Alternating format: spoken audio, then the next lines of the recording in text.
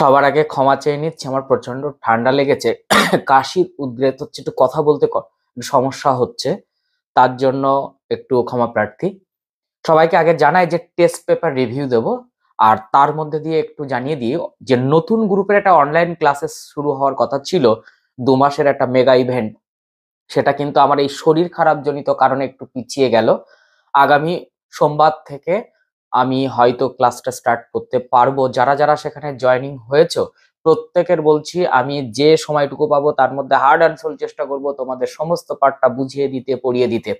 কিন্তু শরীর খারাপ অবস্থায় কিন্তু এটা সম্ভবপর নয়। তার জন্য তোমরা জাস্ট সোমবার পর্যন্ত একটু ওয়েট করো, তার মধ্যে আশা করছি অনেকটা ঠিক হয়ে গেছে। আশা করছি তোমাদের ক্লাস দিতে পারবো। তো এবার আসি টেস্ট পেপার।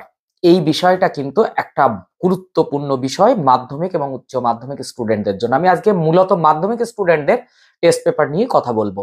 সবার আগে বলি, তোমরা অনেক টেস্ট পেপার পাবে। ডব্লিউবিটিএ, ডব্লিউবিএসএ, এবিটিএ, মধ্যশিক্ষা পর্ষদের স্কুল থেকে দেওয়া একটি টেস্ট পেপার, নানান মডেলিউস সেটও তুমি পাবে। সবার আগে টেস্ট পেপার সলভ কোনটা তুমি করবে এ নিয়ে তুমি যখন দ্বিধান্বিত, তখন কিন্তু আমি তোমাকে সমাধান করে দিচ্ছি যে তুমি এই টেস্ট পেপারটা অবশ্যই সমাধান করবে। তাহলে কোনো রকম তোমার কোনো সমস্যা হবে না। তার কারণটা কি? এই টেস্ট পেপার এমন একটা টেস্ট পেপার যে টেস্ট পেপারটা আগে সমাধান করা দরকার বলে আমার ব্যক্তিগতভাবে মনে হয়েছে। তাই তোমাদেরকেও বলছি যে এই টেস্ট পেপারটা সমাধান করার পর তুমি যে কোনো টেস্ট পেপার সলভ করো, র্যান্ডমেটিন কোয়েশ্চেন ব্যাংক সলভ করো, আরো বিভিন্ন ধরনের সাজেস্টিভ বই সলভ করো।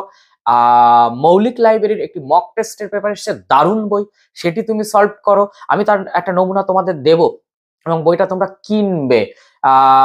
যা 1 মাসের প্র্যাকটিস পাবে, সেই 1 মাসের প্র্যাকটিস তোমাদেরকে অনেকটা এগিয়ে দেবে। এখানে আমি সবার আগে যেটি বলবো যে এই টেস্ট পেপারটি অর্থাৎ এবিটিএ, আমি হাতে করে নিয়ে বসেছি আজকে, এবিটিএ, এই টেস্ট পেপারটা সবার আগে তোমরা সলভ করো।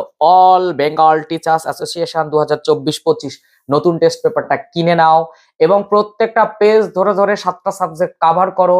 তুমি এত উপকৃত হবে, এত উপকৃত হবে। তবে টেস্ট পেপার সলভের কিছু নিয়ম আছে, সেই নিয়মগুলো আমি বলবো। সেই নিয়মে যদি তুমি করো তাহলে টেস্ট পেপার সলভের উপকারিতা পাবে, আর নাহলে কিন্তু পাবে না।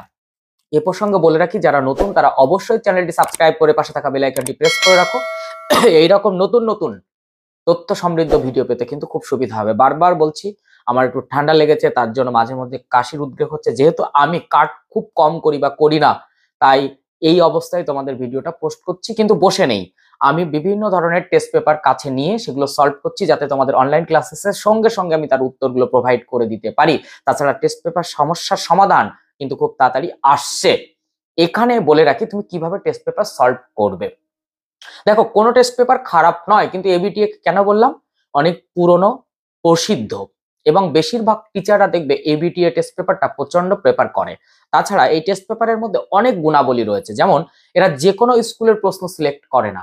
সেই রকম একটা স্কুল যাদের প্রশ্নমান অনেক ভালো, সেই সমস্ত স্কুল কিন্তু এখানে সিলেকশন হয়। আর তাছাড়া অন্যান্যদের দেখেছি, ওই আমার সঙ্গে একটু খাতির আছে বা ওর সঙ্গে একটু খাতির আছে, সেখানে সলভ সিলেকশন করে দেওয়া হলো, সেটাই তোমরা সলভ করছো, হয়তো তার গুণমান অতটা ভালো নয়। তাই কাউকে ছোট বড় করে বলছি না।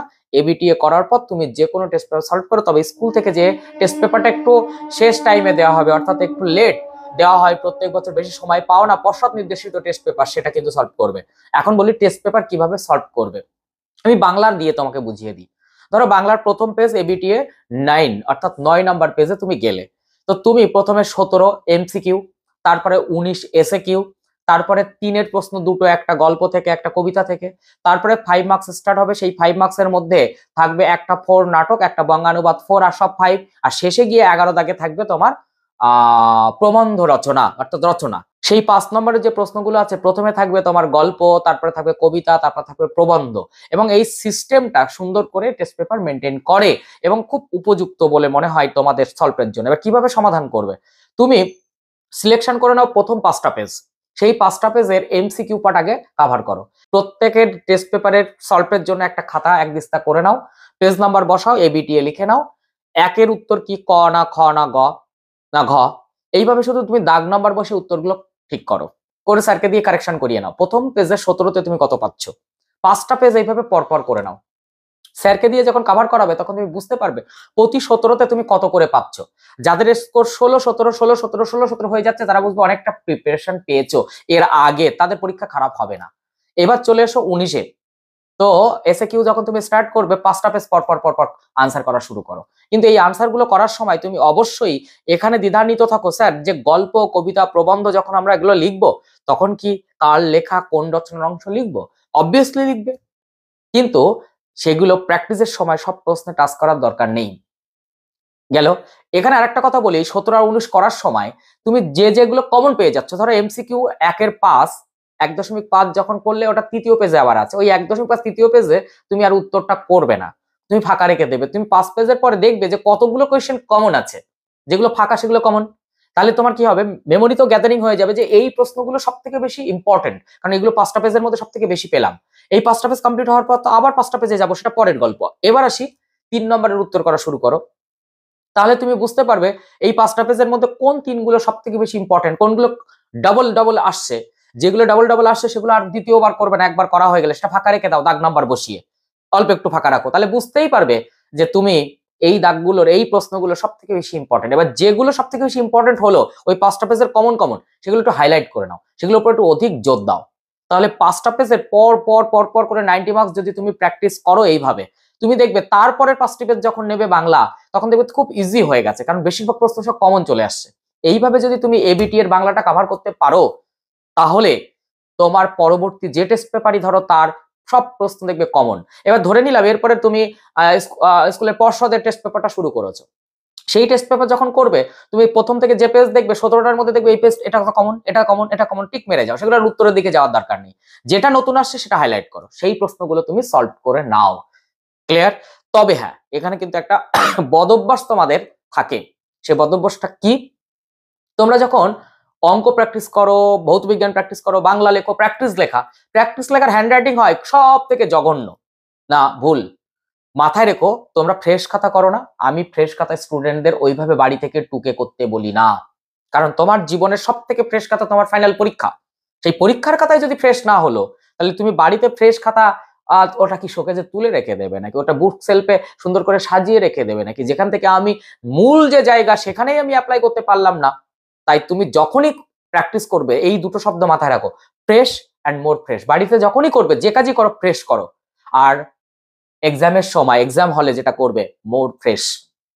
কাটবে না, কাটতে গেলে পেটের উপর দিয়ে দুটো দাগ দেবে, ঘিঞ্জি পাকাবে না, প্যারার ভাঁজগুলো ঠিকঠাক দেবে, ব্ল্যাক ব্লু কালির ব্যবহারটা ঠিকঠাক করবে। আমি তার আগে ভিডিও দিয়ে দেবো বাংলা, ইতিহাস, ভূগোল 90 মার্কসের আনসার শিট, যে কিভাবে আনসার করতে হয়, আমি নিজে আনসার করলে কেমন হয় সেগুলো তোমাদের দেখিয়ে দেবো হাতে ধরে। তো এই হচ্ছে টেস্ট পেপারের একটি বিশদ বিবরণ। তবে স্যারেরা অনেক অনেক রিকমেন্ডেশন দেবে তোমাদের যে এই টেস্ট পেপার। আমার তরফ থেকে আমি প্রথমেই এবিটিএ টেস্ট পেপার সলভের কথাই বলবো এবং তোমরা সেটা করো। আগামী সোমবার তোমাদের প্রথমবারের জন্য নতুন যে গ্রুপ, যাদের 2 মাসের একটা মেগা ইভেন্ট, আমি 2 মাস পুরো পাবো না, হয়তো 1 মাস 17-18 দিন বা 25 দিন মতন পাবো। 2 মাস ইচ্ছা করলেই পাওয়া যায়, কিন্তু যে সেটা পেলাম না। 2 মাস কিভাবে পাওয়া যায়, যদি আমি 1 সপ্তাহে 2টো ক্লাসের জায়গায় 3টে বা 4টে ক্লাস দিয়ে দিই তাহলে তো 2 মাস হয়ে যায়। কিন্তু সেটা না করে আমি যেভাবে ক্লাস করাবো, এক একটা ক্লাসে দেখবে তোমার এক একটা চ্যাপ্টার উঠবে, ইতিহাসের এক একটা চ্যাপ্টার, ভূগোলের উঠবে, এক একটা গদ্য, এক একটা পদ্য এক এক দিনে উঠে যাবে, এক একটা ব্যাকরণ পাঠ এক এক দিনে উঠবে। কাজেই ভয় পেও না, তোমার প্র্যাকটিস তুমি করো, তার সঙ্গে অনলাইন ক্লাসেসে যারা এখনো নতুন জয়েনিং করবে বলে মনে হচ্ছে তারা স্ক্রিনে দেওয়া এই হোয়াটসঅ্যাপ নাম্বারে হোয়াটসঅ্যাপ করে রাখো তোমার নাম, ডিস্ট্রিক্ট এবং ফোন নাম্বার। আমি সোমবার থেকে কথা দিচ্ছি শরীর তত সময় ঠিক হয়ে যাবে এবং তোমাদের অনলাইন ক্লাসেস স্টার্ট হবে। এরপরে মাধ্যমিকদের জন্য আমি গদ্য পদ্যের প্রত্যেকটা ভিডিও, রাইটিং পার্টের প্রত্যেকটা ভিডিও নিয়ে আসছি। আমার অলরেডি অনেকগুলো বসে বসে বাড়িতে থাম্বনেইল বানানো হয়ে গেছে, কিন্তু শরীর একটু বিকল হওয়ার জন্য আমি সেটা পাচ্ছি না। তবে চেষ্টা করছি হার্ড অ্যান্ড সোল খাতাতে সেগুলো কভার করে রাখতে, যাতে ওই সময় যাতে ক্লাস শুরুর সঙ্গে সঙ্গে আমি তোমাদেরকে প্রোভাইড করে দিতে পারি। ওকে, তো নেক্সট ভিডিওতে দেখা হচ্ছে, তত সময় সুস্থ থেকো। আর আবহাওয়া খারাপ, এখন একটু নিজেকে সাবধানে রাখতে হবে। 2 দিন 3 দিন 4 দিন ঠান্ডা লেগে থাকলে কিন্তু পড়ার ব্যাঘাত ঘটবে।